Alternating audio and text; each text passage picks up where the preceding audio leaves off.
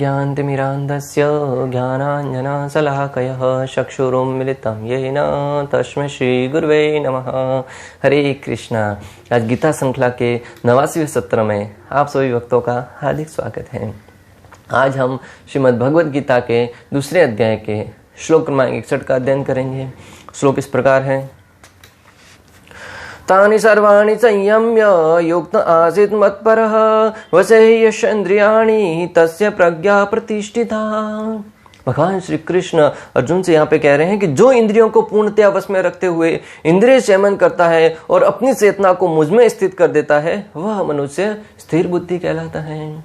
अभी आपने देखा होगा कि भगवान श्री कृष्ण स्थिर बुद्धि व्यक्ति की अलग अलग तरीके से परिभाषा समझा रहे हैं, ताकि भगवान श्री कृष्ण भगवान होने के नाते सब कुछ जानते थे कि आने वाला व्यक्ति है, जो कलयुग में आने वाले लोग हैं, वो अपनी इंद्रिय तुष्टि के लिए कहीं से भी रास्ता निकाल लेंगे। इसलिए अर्जुन को हर एक तरह से, हर एक एंगल से इस सिद्धांत को समझा रहे हैं, ताकि जो योग इंद्रिय तृप्ति के लिए व्यक्ति है वो इस धर्म का अनुपयोग न कर पाए। आज हम देख भी रहे हैं कि ऐसे अनेक पंथ हैं, ऐसे अनेक धर्म कह लो, जो अपने आप को अपने आदर्श का अनुयायी तो मानते हैं, उनके सिद्धांतों को अपने जीवन में उतारना तो चाहते हैं, परंतु उन्होंने किस उद्देश्य से कहा उसको अपनी इंद्रिय तुष्टि के लिए तोड़ मरोड़ कर पेश करते हैं। उनको कहा गया कि तुम जीव की हत्या नहीं करेगा। क्या कहा? क्लियर लिखा है उनके सिद्धांत में कि तुम जीव की हत्या नहीं करेगा, परंतु उन्होंने इंद्रिय तुष्टि के लिए मांसाहार करना बंद नहीं किया। कि अपने आचार्य की बात तो मान ली कि मैं जीव को नहीं मारूंगा, परंतु किसी और के द्वारा मारा हुआ जीव है उसके मैं भक्षण कर सकता हूं। भक्तों, तो जीव को नहीं मारेगा, इसका सीधा अर्थ है कि जीव की हत्या नहीं करनी है, भले तुम करो या किसी और के द्वारा करवाओ। परंतु मैंने पहले ही कहा कि कलयुग के जीव है वो, जहां भी उनके इंद्रिय तुष्टि की बात आती है, इंद्रिय भोग की बात आती है, वहां पर नियमों को ताक पे रखकर तोड़ मरोड़ कर पेश करते हैं। शास्त्रों के सिद्धांत हैं, शास्त्रों में अनेक श्लोक हैं, उससे संस्कृत भाषा के इतने अर्थ निकलते हैं कि लोग अपनी अपनी आवश्यकता के अनुसार उनको तोड़ मरोड़ कर पेश करते हैं और लोगों को भ्रमित करते हैं। इसलिए भगवान श्री कृष्ण अर्जुन को प्रमाणिक गुरु के होने के नाते उनको क्लियर सिद्धांत सिखा रहे हैं, ताकि उसको लोग हैं वो गलत तरीके से न लें। अर्जुन तो साथ ही साथ सीखेगा ही, परंतु हमारे लिए भी ये श्लोक है बहुत ही आदर्श है। इंद्रियों को सीमित करने का आसान तरीका है कि हम अपनी चेतना को भगवान में लगा दें। जब तक व्यक्ति अपनी चेतना को भगवान में स्थिर नहीं करेगा, तब तक वो इंद्रिय भोग से निवृत्त नहीं हो पाएगा, इंद्रिय भोग से अपने आप को बचा नहीं पाएगा। भक्तों, तो बहुत ही सरल और आसान तरीका है कि हम अपनी चेतना को भगवान में लगा दें। आप कितनी ही तपस्या क्यों न करें, साधना क्यों न कर ले, परंतु जब तक तुम्हारी चेतना भगवान में नहीं लगेगी, तुम्हारी चेतना भगवान में लगने का अर्थ है कि हमारा एक भी कार्य करें, जो कोई कार्य करें, उसका एकमात्र उद्देश्य होना चाहिए कि भगवान को प्रसन्न करूं। भक्तों, एक समय की बात, रावण का नाम तो आप सबने सुना ही होगा। रावण है वो महान तपस्वी था, इतना बड़ा तपस्वी कि उसकी तपस्या से भगवान भोलेनाथ का कैलाश को भी उन्होंने अपने हाथ पर उठा लिया था। और उसके क्रोध से, उसके आतंक से हर एक व्यक्ति डरता था। इस भूलोक की तो बात छोड़ो भक्तों, स्वर्गलोक तक उसका आधिपत्य था, इंद्रदेव उसके वश में था, अनेक देवी देवता उसके कहने पर उसके आगे पानी भरते थे, इतना वर्चस्व था उसका, उसने इतनी तपस्या करी थी। आज हम देखते हैं कि रावण का पुतला जलाते हैं लोग। पुतला जलाइए, लेकिन जलाने वाले के अंदर वो सामर्थ्य होना चाहिए कि वो भगवान श्री रामचंद्र के आदर्शों को अपने जीवन में उतारे।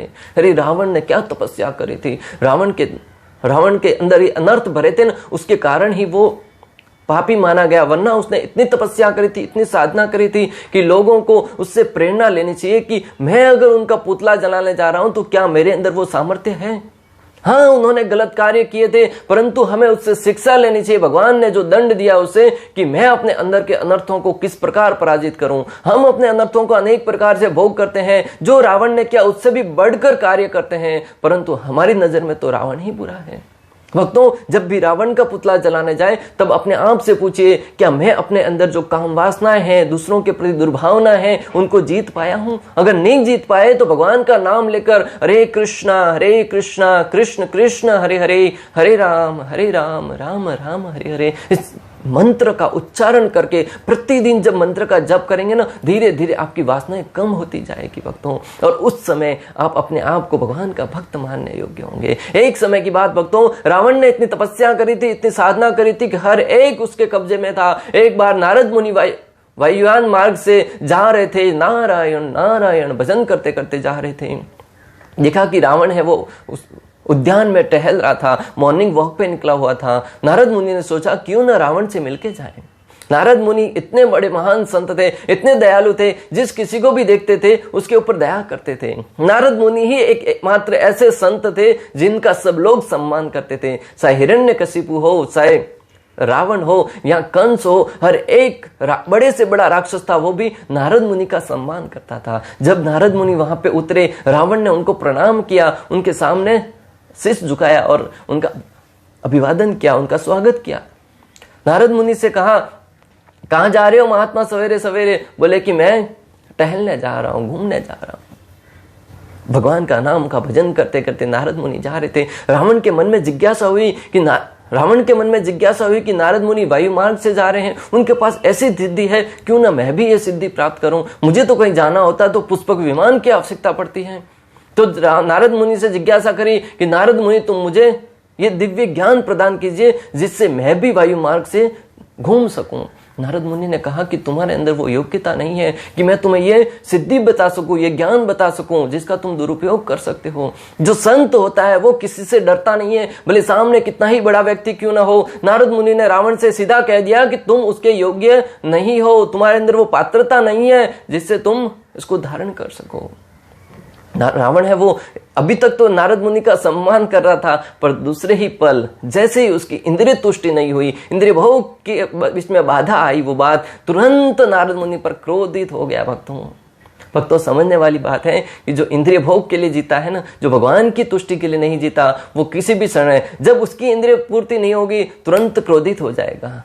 आप और हमारे अंदर भी ऐसी भावना आती है कि हमारे इच्छा के अनुरूप जब कार्य नहीं होता है तब हम क्रोधित हो उठते हैं। तो भक्तों तभी समझना चाहिए कि हम में और रावण में कोई अंतर नहीं है। अगर हम इस क्रोध की अवस्था से ऊपर उठ पाए हैं तब समझना चाहिए कि रावण को हम कुछ अपशब्द कह सकें, वरना हम में और रावण में कोई अंतर नहीं है। नारद मुनि ने कहा कि तुम क्रोधित हो गए, यही तो मैं कहना चाह रहा था कि तुम उसके योग्य नहीं हो। रावण तुरंत और क्रोधित होते हुए कहने लगा कि तुम मुझे जानते नहीं हो, एक ही क्षण में तुम्हें मृत्यु के घाट उतार दूंगा। तुम्हें मालूम नहीं है कि इंद्रदेव हर एक देवी देवता वो मेरे यहाँ पे नौकर के रूप में रहते हैं। नारद मुनि शांत भाव से मुस्कुराते रहे। तब रावण है वो और क्रोधित होते हुए अपनी तलवार निकाली, नारद मुनि के गर्दन पर रखते हुए कहा कि तुम मुझे दिव्य ज्ञान प्रदान करते हो या मैं तुम्हारे इस तलवार से तुम्हारे शरीर के 2 टुकड़े कर दूं। नारद मुनि ने कुछ नहीं कहा। रावण इतना क्रोधित हो गया कि अपनी तलवार है वो नारद मुनि के ऊपर चला दी। देखते ही देखते नारद मुनि के शरीर के आर पार तलवार निकल गई, परंतु नारद मुनि का शरीर था वो भी दिव्य था, तलवार से कुछ नहीं हुआ। इस घटना को, इस दृश्य को देख के रावण के अंदर और जिज्ञासा बढ़ गई कि तुम्हारे पास ऐसा दिव्य शरीर कहां से आया। अभी तक तो उसकी आशा थी, लालसा थी कि मैं दिव्य शरीर ऐसा प्रदान करूं जो वायु मार्ग से जा सके, परंतु अंदर दूसरी जिज्ञासा हुई, दूसरी लालसा उत्पन्न हुई कि मैं भी ऐसा दिव्य शरीर प्रदान करूं जो किसी के मानने पर भी मरे नहीं। भक्तों, जो लोभी होता है, राक्षसी प्रवृत्ति का होता है, उसके अंदर लालसाएं बढ़ती जाती है, कामनाएं बढ़ती जाती है। नारद मुनि ने तुरंत एक बार और कहा कि तुम इसके पात्र नहीं हो, मैंने पहले ही बताया था और तुमने मेरे ऊपर तलवार चलाकर यह सिद्ध भी कर दिया कि तुम इसके पात्र नहीं हो। तो रावण है वो फिर नारद मुनि के सामने प्रार्थना करने लगा, हे मान्यवर, मैंने गलती कर दी, मुझे क्षमा कर दीजिए, परंतु मुझे ये राज तो बताइए। नारद मुनि अपने प्रति किए गए अपराधों के उपरांत भी इतने महान संत थे, उन्होंने दयावश कहा कि मैं एक बात कहता हूं, परंतु मुझे पूर्ण विश्वास है कि तुम मानोगे नहीं। रावण ने कहा कि मुझे ऐसा दिव्य शरीर प्रदान होगा, प्राप्त होगा तो मैं कुछ भी करने के लिए तैयार हूं। तुम्हें पता नहीं कि मैंने एक एक करके 10 सिर भगवान के सामने अर्पण कर दिए थे काट कर, तो तुम्हारे कहने की कौन सी बड़ी बात होगी। नारद मुनि ने फिर एक बार कहा कि ठीक है, अगर तुम मानने के लिए रेडी हो तो ध्यान से सुनो। बोले कि क्या? कि तुम्हारा जो सर है वो भगवान श्री रामचंद्र के चरणों में झुका दो, भगवान के नाम के भजन में अपने मन को लगा दो। हरे कृष्णा कृष्ण कृष्ण हरे हरे, हरे राम राम राम हरे हरे। नारद मुनि कहने लगे, नारायण का जप कीजिए, भगवान श्री रामचंद्र के चरणों में अपने शीश को झुका दीजिए। तुमने 10 सिर काट के भगवान को अर्पण कर दिए, परंतु तुम्हें इससे लंका प्राप्त हुई। तुम्हें मात्र एक सिर है वो भगवान के चरणों में झुका दीजिए, तुम इस दिव्य सिद्धि को प्राप्त कर लोगे। तब रावण है वो और क्रोधित होते वो कहने लगा, ये रावण वनवासी छोकरे के चरणों में मैं अपने सिर को झुकाऊंगा? तो बोले, मैं पहले ही तो वही तो कह रहा था कि तुम इस कार्य को नहीं कर पाओगे। भक्तों, मैं यहाँ पे आपको जो बताना चाह रहा हूं कि जब तक आप अपने मन को, अपने अहंकार को दूर छोड़कर अपने मन को भगवान की सेवा में नहीं लगाएंगे, प्रभु श्री रामचंद्र के श्री चरणों में नहीं लगाएंगे, तब तक कितनी ही सिद्धियां प्राप्त करो, कितनी ही तपस्या क्यों न कर लो, वो सारी की सारी धरी की धरी रह जाएगी। एक समय आएगा तब तुम्हारा काम है, तुम्हारा वेग है, वो उसके तुम्हें उस अग्नि में जलाकर भस्म कर देगा। रावण के साथ भी वही हुआ भक्तों। रावण ने अनेक सिद्धियां प्राप्त करती थी, ऐसी ऐसी तपस्याएं करी थी जो सामान्य व्यक्ति नहीं कर सकता, और संपूर्ण विश्व में उसका एक छत्र राज चल रहा था। परंतु भक्तों, उसने भगवान श्री हरि के चरणों में अपनी मति नहीं लगाने के कारण उसकी चेतना है वो शुद्ध नहीं थी। इसलिए जैसे ही माता जानकी के विषय में सुना, वो तुरंत माता जानकी का अपहरण करने के लिए, अपने इंद्रिय भोग के लिए उनका अपहरण करके लेके आ गया। जो जगत की माता है उनका अपहरण करने के लिए भागा दौड़ा चला गया। भक्तों, यहाँ पे सीखने वाली बात है कि अगर हम भी अपनी इंद्रियों को, अपनी मति को, अपनी चेतना को भगवान की सेवा में नहीं लगाएंगे तो हमारे अंदर भी रावण के जो गुण थे, काम, क्रोध, लोभ, मोह, ऐसे अनेक प्रकार के अनर्थ हैं, वो स्वतः ही जागृत होते जाएंगे। हमें लगेगा कि मैं बड़ा योगी हूँ, बड़ा सिद्ध पुरुष हूँ, परंतु समय आने पर, जैसा ही मैंने कहा कि पहले ही, कि हमारे अंदर जो अहंकार है वो फुंकार कर खड़ा हो जाएगा कि नहीं, मेरा भी कुछ वर्चस्व है, मेरी की भी कोई मौजूदगी है। इसलिए हमेशा अपने बुद्धि को भगवान की शरणों में, अपनी मति को, अपनी चेतना को भगवान की शरणों में लगा कर रखिएगा। इस श्लोक में बताया गया है कि योग सिद्धि की परम अनुभूति कृष्ण भावनामृति है। इस श्लोक में भगवान श्री कृष्ण बताना चाह रहे हैं कि योग सिद्धि की जो परम अनुभूति है वो कृष्ण भावनामृत है। अपनी चेतना को कृष्ण भावनामृत में बनाना।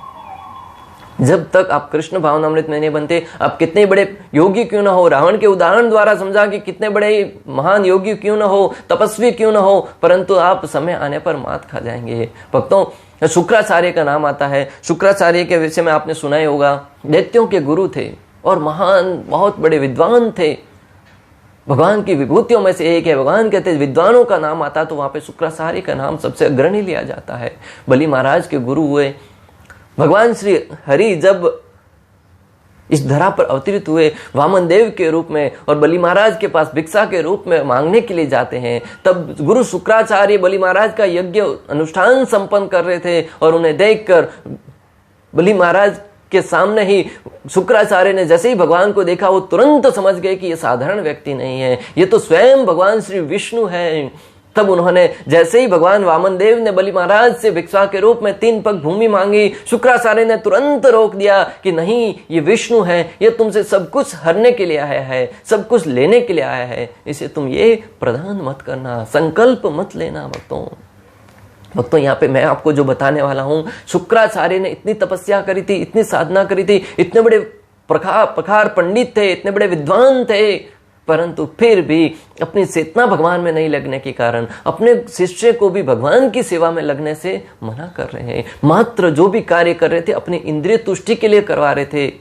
भक्तों, समझने वाली बात है कि व्यक्ति कितना ही बड़ा विद्वान क्यों ना हो जाए, कितना ही बड़ा ज्ञानी क्यों ना हो जाए, परंतु जब तक वो भक्ति को अपने जीवन में अंगीकार नहीं करेगा, भगवान श्री हरि के शरणों का आश्रय नहीं लेगा, तब तक उसके अंदर मात्र और मात्र इंद्रिय भोग के प्रति ही लालसा बढ़ेगी। भले वो स्वयं के इंद्रिय भोग के लिए करे या किसी और के लिए। वो अपने शिष्य के इंद्रिय भोग के लिए कार्य कर रहे थे ताकि उसकी प्रतिष्ठा और बढ़ती जाए कि मेरे सानिध्य में रहकर ये कर रहा है। उन्होंने संजीवनी मंत्र भी तपस्या करके प्राप्त किया था। भगवान भोलेनाथ ने उनको संजीवनी मंत्र प्रदान किया था जिससे वो मृत व्यक्ति को भी जिंदा कर सकते हैं।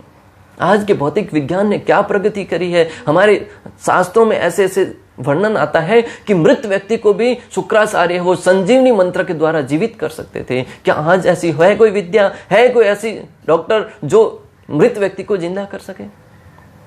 बड़ा बड़ा धनवान व्यक्ति भी मृत्यु के मुंह में प्रवेश करते जाते हैं, परंतु वो कोई उसको बचा नहीं पाता।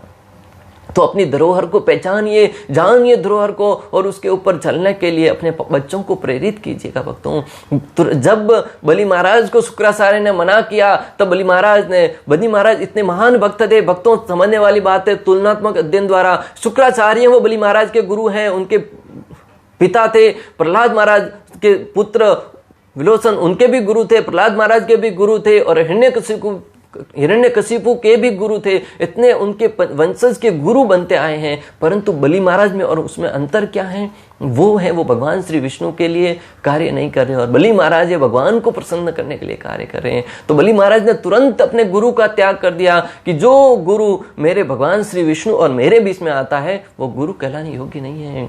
गुरु न सस्या स्वजन्नो न सस्यात्, पिता न सस्या जननी न सस्यात्, न देवम तत्स्यात्, नमो चेदः समुपेद मृत्यु। वो गुरु कहलाने योग्य नहीं है, जो आपको भवबंधन से, इस जो जन्म मृत्यु का चक्र है उससे मुक्ति प्रदान करने के लिए आपको भगवान की सेवा में न लगाता हो। जो गुरु का कार्य क्या है? शिष्य को भगवान की सेवा में लगाना। परंतु अगर गुरु ही शिष्य भगवान के और शिष्य के बीच में रोड़ा बने, तो ऐसे गुरु का त्याग कर देना चाहिए। यहाँ बलि महाराज ने अपने आदर्श द्वारा सिखाया कि किस प्रकार उन्होंने गुरु शुक्राचार्य का त्याग कर दिया। बलदेव विद्याभूषण का कहना है कि मद भक्ति प्रभावेन सर्वेंद्रिय विजय पूर्विका स्वात्व दृष्टि सुलभेति भाव, अर्थात इंद्रियों को केवल कृष्ण की भक्ति के बल से ही वश में किया जा सकता है। जिस प्रकार जलती हुई अग्नि कमरे के भीतर की सारी वस्तुएं जला देती हैं, उसी प्रकार योगी के हृदय में स्थित भगवान श्री विष्णु सारे मलों को जला देते हैं। इंद्रियों को केवल कृष्ण भक्ति के द्वारा, श्रील प्रभुपाद ने तात्पर्य में भर भर कर भक्ति के ऊपर बल दिया है, और मात्र कृष्ण भावनामृत के विषय में ही बताया है कि व्यक्ति एकमात्र कृष्ण भावनामृत के द्वारा ही इस इंद्रियों के वश में आने से बच सकता है। और बलदेव विद्याभूषण जी कहते हैं कि जिस प्रकार एक कमरे में अग्नि मौजूद होती है और अग्नि इतनी प्रज्वलित हो जाती है कि कमरे में रखी हुई सारी वस्तुओं को जलाकर भस्म कर देती है, उसी प्रकार हमारे हृदय में, एक योगी के हृदय में स्थित भगवान श्री विष्णु है, वो उसके अंदर भभकने वाली काम रूपी वासनाओं को उस प्रज्वलित अग्नि के द्वारा जलाकर भस्म कर देते हैं अपनी कृपा से, अपनी उपस्थिति से। और योगी होता है वो पूर्ण निर्मल होकर सत्व गुण में स्थिर पर आकर भक्ति कार्य करने लगता है।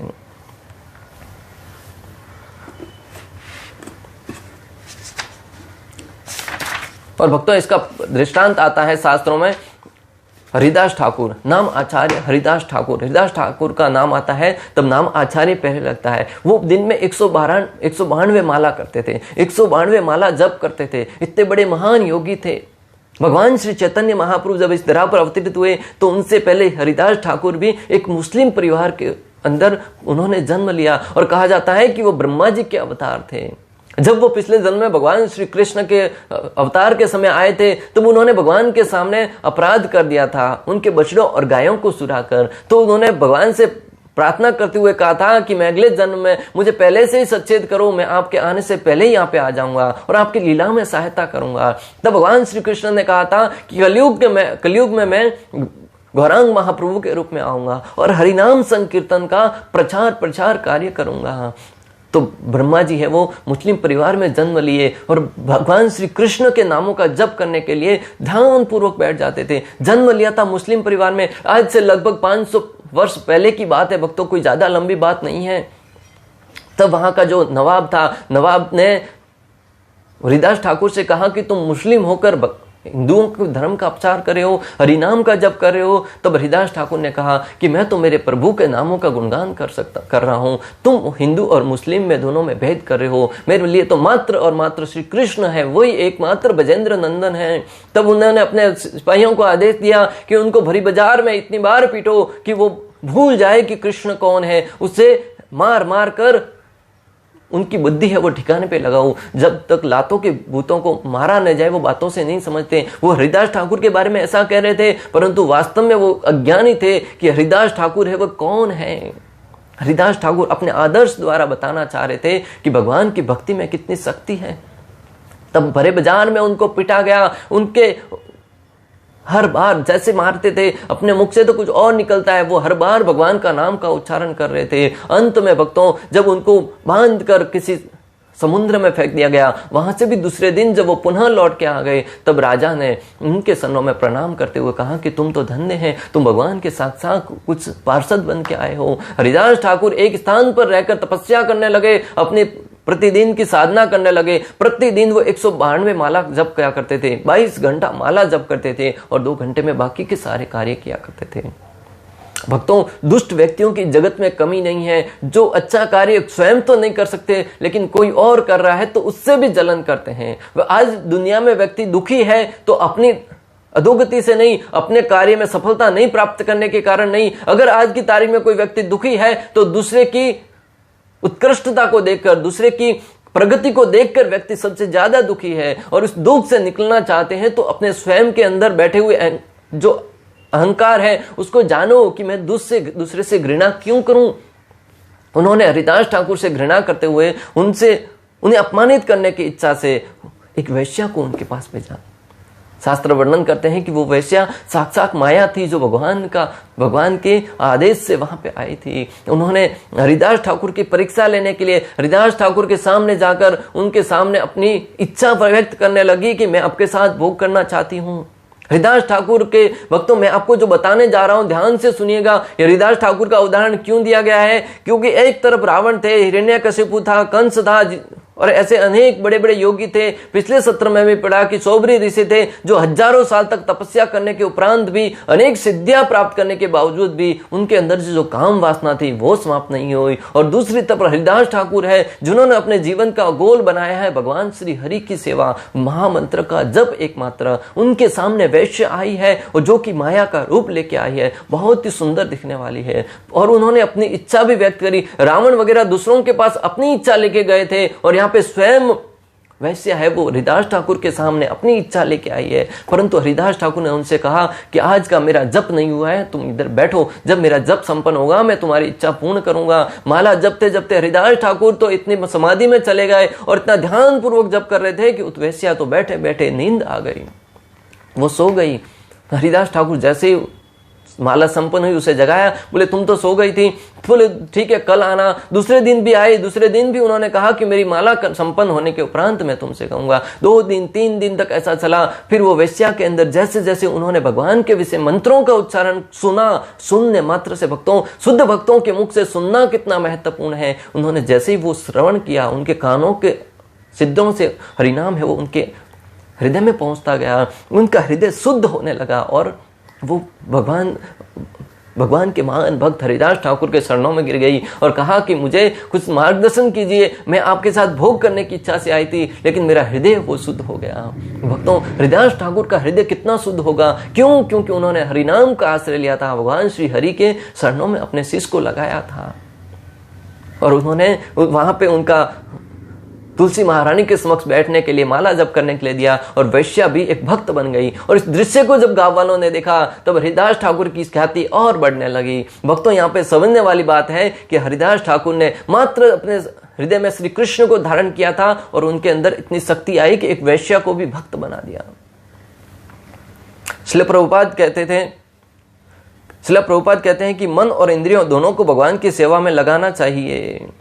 श्रील प्रभुपाद कहते थे कि मन और इंद्रियां दोनों को भगवान की सेवा में लगाना चाहिए। जब तक इन दोनों को भगवान की सेवा में नहीं लगाएंगे तब तक व्यक्ति अपने मन के द्वारा प्रेरित होकर कोई न कोई गलत कार्य करने के लिए हमेशा धकेला जाता रहेगा। योग सूत्र भी श्री विष्णु का ध्यान आवश्यक बताता है, शून्य का नहीं। योग सूत्र है वो भी भगवान श्री विष्णु का ध्यान है वो आवश्यक बताता है। तथाकथित शून्य का नहीं, तथाकथित योगी जो विष्णु पद को छोड़कर अन्य किसी वस्तु का ध्यान करते हैं वे केवल मृगशाओं की खोज में व्रत ही अपना समय गवाते हैं।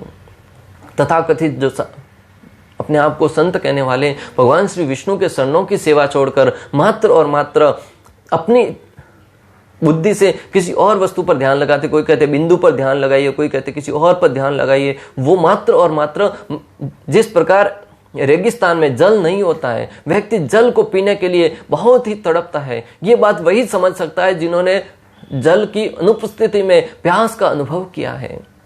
विशेष रूप से रेगिस्तान में जल की बहुत कमी होती है, परंतु आप दूर से देखेंगे कड़ाके की धूप है, आप रोड पे देखेंगे दूर तो आपको पानी नजर आएगा, जलाशय नजर आएगा, ऐसा लग रहा है कि आगे पानी है। तो वहां पे जो मृग है वो भागता है उसको पानी को देखकर, परंतु वहां पे जाके देखता है तो पानी की उपस्थिति नहीं होती। उसी प्रकार वो योगी जो भगवान श्री विष्णु के शरणों को छोड़कर दूसरी कुछ ध्यान कर रहा है, उसे लगेगा कि वहां पे सर्वोच्च सिद्धि है, परंतु जब वहां पे पहुंचेगा तब उसके हाथ निराशा ही लगेगी।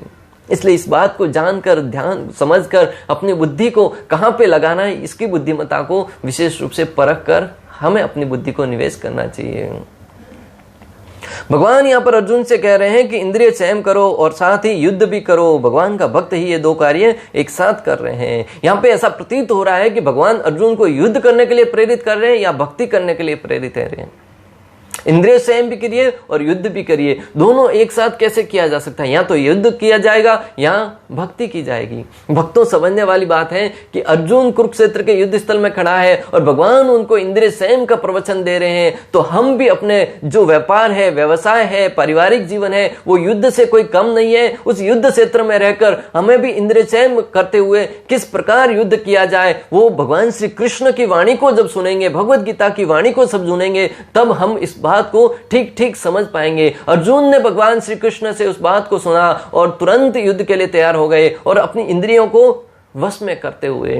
ये कार्य मात्र एक भक्त ही कर सकता है। दोनों कार्य एक साथ करना भक्त के अंदर ही काबिलियत है। कोई बाकी व्यक्ति या तो जाकर ध्यान में बैठेगा या फिर कर्म करेगा। जो भगवान का भक्त है वो कर्म करते हुए भक्ति कार्य को करेगा, अपने परिवार में रहते हुए भी भक्ति कार्य को करते हुए भगवान की सेवा करेगा, और यही सर्वोच्च सिद्धि है। जब व्यक्ति इस कार्य को अच्छे से कर जाएगा ना, तो सिद्धि की सर्वोच्च अवस्था, भक्ति की अवस्था तक पहुंच जाएगा। अर्जुन की बातें, अगर कोई भौतिक क्षेत्र में सफलता प्राप्त करना चाहता है तो उसे गीता के सिद्धांत सीखना आवश्यक है। अर्जुन की बातें, अगर कोई व्यक्ति अपने भौतिक क्षेत्र में भी सफलता प्राप्त करना चाहता है, युद्ध था वो अर्जुन के लिए भौतिक क्षेत्र था और वहां पे उन्होंने सफलता प्राप्त करी। क्यों? क्योंकि श्री कृष्ण के शरणों का आश्रय लिया था और भगवत गीता को अपने जीवन में उतारा था। अगर कोई व्यक्ति अपने जीवन क्षेत्र में, भौतिक क्षेत्र में भी प्रगति करना चाहता है तो उसे भगवत गीता का आश्रय लेना होगा, भगवत गीता के सिद्धांतों को जीवन में उतारना होगा। इस प्रकार भक्तों, श्लोक क्रमांक 61 का भक्ति वेदांत तात्पर्य पूर्ण हुआ। अंत तक हमारे साथ बने रहने के लिए आप सभी का हृदयपूर्वक, प्रेम पूर्वक बहुत बहुत धन्यवाद। श्रील प्रभुपाद की जय, श्री श्री राधा गोपीनाथ भगवान की जय, श्रीमद् भगवद गीता की जय। हरे कृष्ण कृष्ण कृष्ण हरे हरे, हरे राम